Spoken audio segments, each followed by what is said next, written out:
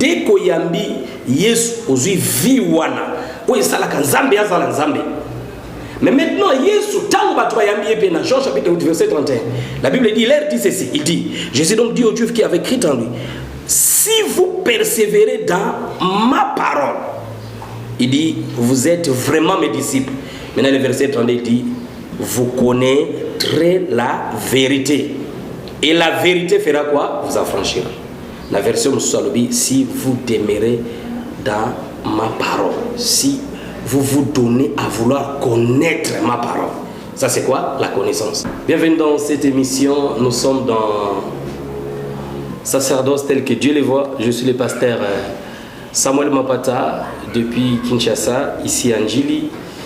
De temps en temps, par la grâce de Dieu, nous allons commencer à venir chez vous partager la parole de Dieu par sa grâce. Déjà aujourd'hui, nous allons passer quelques très beaux moments. Pendant 10 à 12 minutes, nous allons parler de comprendre le christianisme. J'aime bien parler de comprendre le christianisme parce que par la grâce de Dieu, ici à Kinshasa, où moi je suis, nous rencontrons plusieurs personnes qui se prononcent pour le Seigneur et qui veulent aussi le servir. Pourquoi pas?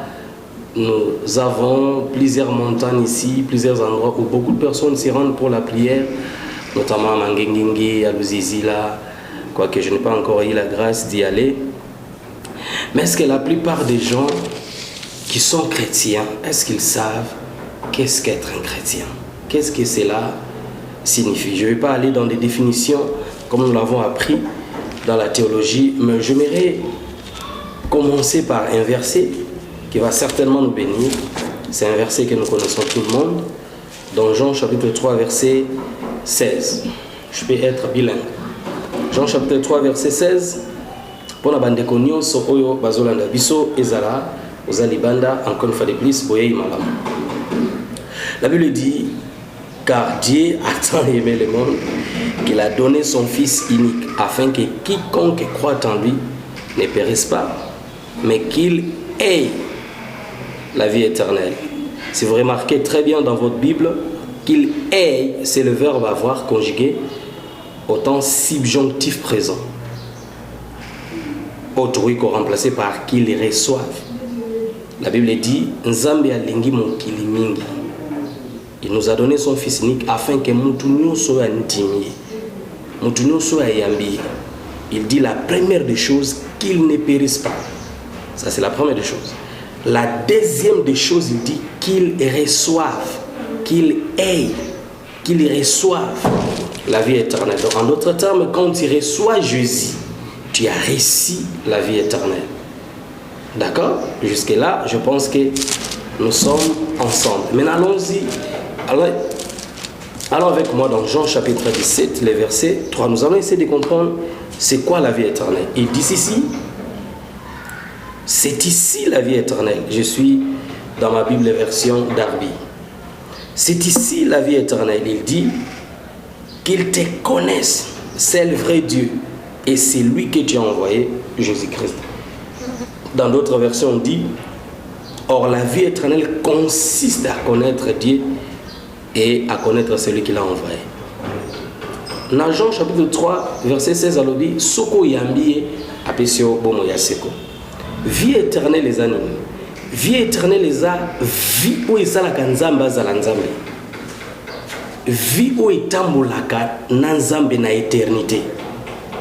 La seule chose où peut-être et qui fonctionner na kati ya vie éternelle te pas na biso. Ezali nzoto otomemi ezali limité na temps. Mais nyonso etikali ya bunzambe ezana kati ya vie éternelle. Et alobi très bien avant loba mutu ayambi azwa vie éternelle, il commence par dire que mutu wana akoki ko périr te. Naibte sozola nangai soina no sambela kate matea oyo nasuka na ko inviter oya na ngambo ya bato ba ko périr te. Mais soki déjà au sambelaka nalingi comprendre loko moko. Ozana droit ya ko périr te. Eza mabe mingi komona chrétien au hasard maladif, chrétien ou a kangami na une certaine situation azulakango solution te. Ils ont la Bible été. Jean 3:16 a dit au périr te. Yoka ndingo zo na ngai na sambeli déjà pour na eloko nyonso zo sala ke au périr na laquelle yango mabe. Eloko ezala na santé na yo, ezala na musala na yo, ezala na libala na yo, eloko nyonso o ezo périr, eloko nyonso tango zo tala ezo chola kondima na yo na sambeli elakela mi mabe na kombo na Yesu Masia. Alobi ba périr te mais bazwa nini? Bazwa vie éternelle. Notre biso la vie éternelle les a marqué à vie et ça la kanzambe azala nzambe. Vous imaginez maintenant cette vie Nzambe a pesi biso. Quand il reçoit Jésus, c'est la vie nous yambi. C'est-à-dire en d'autres termes, chrétien il y a un envoûtement à kozalate. Chrétien a chômeur à kozalate. Chrétien a mobola à kozalate. Tu ne peux pas kozala porter à cette vie. Et puis babwa kelo mbasu, babwa kelo maladie zuyo. Babwa kelo mpese fandi na kati nzoto na yo. Ti bandiko compliqué. Oh, tu ne peux pas être porteur de cette vie. Et ba difficulté nyos oyo batu bazangi Yesu bazokuta nango yopo kuta nango. So maintenant le problème c'est quoi? Dans Jean 17 verset 3 aye sikoyo ko sunga biso pour te comprendre. Maintenant il dit la vie éternelle que nous avons reçue. Alors bi fonctionnement nango pour te profiter nango à 100% a bien fonctionner kana nzela ya connaissance. Son papa maman moko eloko ezosala mboka na ngai Congo zomona tozana batu balingi na mboka osoro ye neti yo mutozana poto mokoloko ya tambola balabala nyonso okuta église mopezali. Mais notre problème c'est quoi? Malgré pluralité avec église nyonso wana ozomona ke résultat fallait tozwa na mboka yango te tozozo pona nini kokoma mwana ya Nzambe nde sukisi makambo te koyamba Yesu makambo nde bandi. La vie éternelle que nous avons reçue fonctionne par la connaissance. La connaissance. Or, la vie éternelle, il dit, consiste à te connaître, toi, le seul vrai Dieu. Et c'est lui qui t'a envoyé, Jésus-Christ. La même chose, Yesu Masia, tant que tu vas Jean chapitre 8, verset 31. Ragashante melamia konta karamando. Yes. Jean chapitre 8 verset 31 à 32. La Bible dit Jésus donc dit aux Juifs qui avaient cru en lui. Tu vois, ici il ne parle pas aux païens. You see that? He's not talking. Il ne parle pas aux païens. I'm sorry. Azolo bana ba pagano tema azolo bana batu oyo bandimi azolo bana ba Kristo. Mama papa mon Kristo no sozola ngai. Na bondi liyo otombe na émission parli bakute. Ozonyo kwa maofelema depuis oyambi Yesu. Yesu yemuka lobi tu ne peux pas périr. En d'autres termes tant oyambi Yesu ba beto mangwele ya anti périr. Et loko nyonso ozala ngo besoin, ozala bezo bala, okoyiko bala. Ozala bezo mata, okoyiko mata. Ozala bezo kede boso. Et lo na domaine nyonso, ezala na santé, ezala na ministère, ezala na affaire, ezala na fiançailles, ezala et loko nyonso lingi. Dès ko yambi Yesu ozui vi wana, o esala ka Nzambe azala Nzambe. Mais maintenant Yesu tango batu yambi epé na Jean chapitre 8 verset 31. La Bible dit l'air dit ceci, il dit Jésus donc dit aux Juifs qui avaient cru en lui. Si vous persévérez dans ma parole, il dit, vous êtes vraiment mes disciples. Maintenant, le verset 32 dit, vous connaîtrez la vérité. Et la vérité fera quoi? Vous affranchira. La version Moussalobi, si vous demeurez dans ma parole, si vous vous donnez à vouloir connaître ma parole. Ça c'est quoi? La connaissance. Et l'eau connaît le salima. Alors, wanande bokozala penza baye kolinganga. Donc en d'autres termes, ceux qui n'ont pas bon, n'ambi nanga Yesu pour nanga ekoki ndé loko tozomona. Et okomona netina mboka nanga Congo. Oyoka ba nuit de prière, ba retraite de prière, ba jeûne de prière, ba montagne de prière, ba campagne de prière, ba marathon de prière, ba séminaire de prière. Mozomona okuta te place mogezao nuit de parole. Oh, conférence de parole. Pardon, montant de parole, marathon de parole, comme on a exaté, et na na babetinga masolo ke zana batu mususu ba matima ngenge wana lobi na kotika la kokita te ti nzambe ya koyanola ngai eza malamu kokanga penza mendingona na losambo mais il y a certaines choses ozana besoin sambela te lorsque ozana boyebi ya makambo comment ça fonctionne eza ilokola neti ozana mutuka bapesi yo mutuka ya sika ya kitoko batie carburant batie biloko nyonso so yo ye parce que oza chrétien okoti mbala moko bandi rabraka shata karama regebria manto oyebi kopusa te rabro shake parama mutuka démarrer na komona Yesu mutuka démarrer au nom de Jésus mutuka démarrer moni evanda wana ezotala yo eloko mutuka aza nango besoin eza appliquer boyebi ya ko faire déplacer mutuka na lobaka ezali lokola kopesa arme ya jouer et pas ya soldat ou yazo kende guerre. Est-ce que vous comprenez? Et ça le ko pesi soldat zo kende guerre mozui arme ya jouer au pesi. So ke ko bomisa de la même manière chrétien ou azana Yesu mazana boyebite. Il y a comment fonctionne ma bayanzambe. So c'est la même chose. So les lois ala qui le pour l'introduction pour la biso. La banza deuxième numéro, troisième numéro, Togoya, Lissous.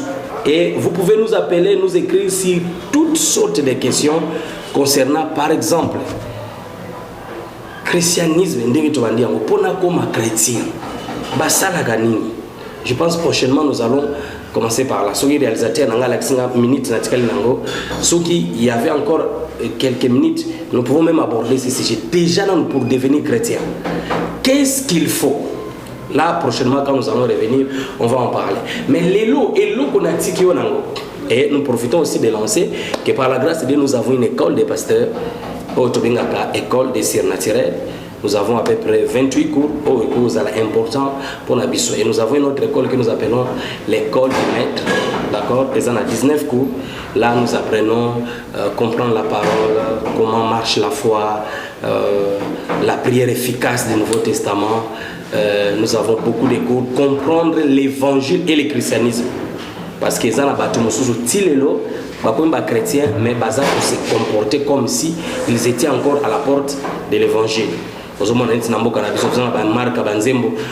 Normalement, dès qu'on comme chrétien, dès qu'on a connaissance, on a sunga ngai kolo sunga ngai no oniza banzimbo ya bakristo te nzamba kuiko sunga yote deko komi mwana naye ozana droit liso ya lisungi na yete po makambo ya ndaku na ye komi ya yo eza lokwa ni so bote na kata ndako ya president sozo ba papa president ezo ko sunga ngai nazwa maya pio president kuiko beta yo mengana zana mbongo eza ndaku na ngai eza ya yo.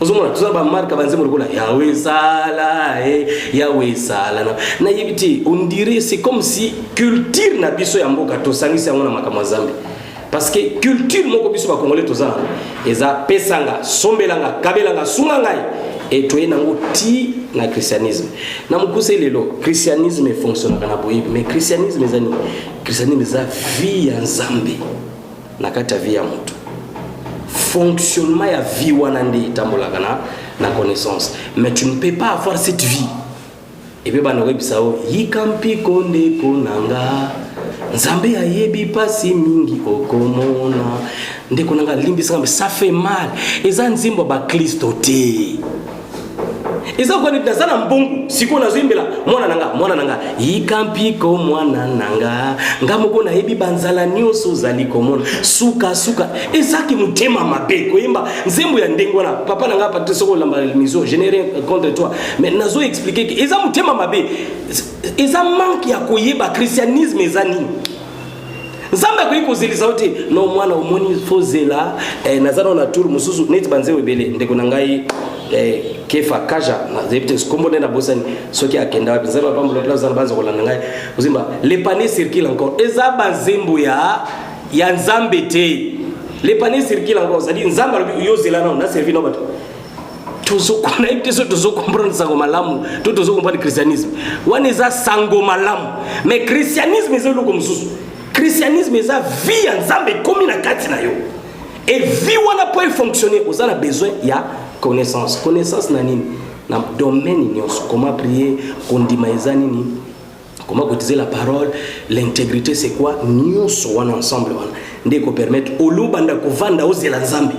Soko bandi kozwa connaissance oyeba ke nzambe ndazo zela yo hôtel man ba citation moko nzambe apambola biso na lina nzambe la pona biso numéro na biso yangwana eza affiché okoyiko komela biso okoyiko benga biso ezala na WhatsApp ezala toza connecté nzambe papa na pamboli mutu nyonso o permettre azala connecté na YouTube ko ngonga ekoki tomona lumière ya nzela nayo na ebikezana batu ebele oyo tawo mulai to sambeli to leli to zeli finalement toyoki na banzembo c'est-à-dire batu nyonso balembi zoka mutazoyemba na beleli na lembi basalaka ndenge ni c'est-à-dire batu bazoluka ndenge basalaka et osali biso ngolo to comprendre nini faut ko sala pe ndenge basalaka yango na sambeli pona mutu nyonso ayambi alandi na Marc chapitre 16 verset 20 on dit quant à eux ils partirent prêchèrent la bonne nouvelle et les seigneurs co-travaillent avec eux, confirmant les paroles par des signes et des produits qui les accompagnent. Motonio soit landingai, maladie wana te zandingini, atozo landanga ozaya kolala. Kaka ndenge ba médecin ba yaki na tongo ba vérifier que progression ezati. Ndenge ba ozonga na poka bazuku tozo telema. Na lakeli mabe, musisani osu ya maladie. Na paneli yango na kombo na Yesu Kristo Masia. Et loko nyonso ezotungisa eza leza problème mukanda eza leza problème mabota eza leza n'importe quel problème na décréter kaka ndenge ondimi maloba o ndenge motema no epeli moto pona maloba o na sambeli yamba liberté na po bible lobi bango bakei bateisa malamu nkolo atambolera bango a confirmer maloba na bango na nzela ba signe o elandi bango na sambeli signe produire la partage na bien na n'importe quel domaine dès que vous avez mis à condamner, il y a mal au beaucoup d'examen dans la situation. Au nom de Jésus. Merci mon Dieu, mon au nom de Jésus, tout ça béni. Amen. Dieu vous bénisse, nous vous prochainement. Ciao. Dès que yambi Yesu ozui viwana, ou esalaka nzambe azala nzambe. Mais maintenant Yesu tango batwa yambi epe na Jean chapitre 8 verset 31. La Bible dit, l'air dit ceci, il dit, Jésus donc dit aux Juifs qui avaient cru en lui, si vous persévérez dans ma parole, il dit, vous êtes vraiment mes disciples. Maintenant, le verset 32 dit, vous connaîtrez la vérité. Et la vérité fera quoi? Vous affranchir. La version Moussalobi, si vous demeurez dans ma parole, si vous vous donnez à vouloir connaître ma parole. Ça, c'est quoi? La connaissance.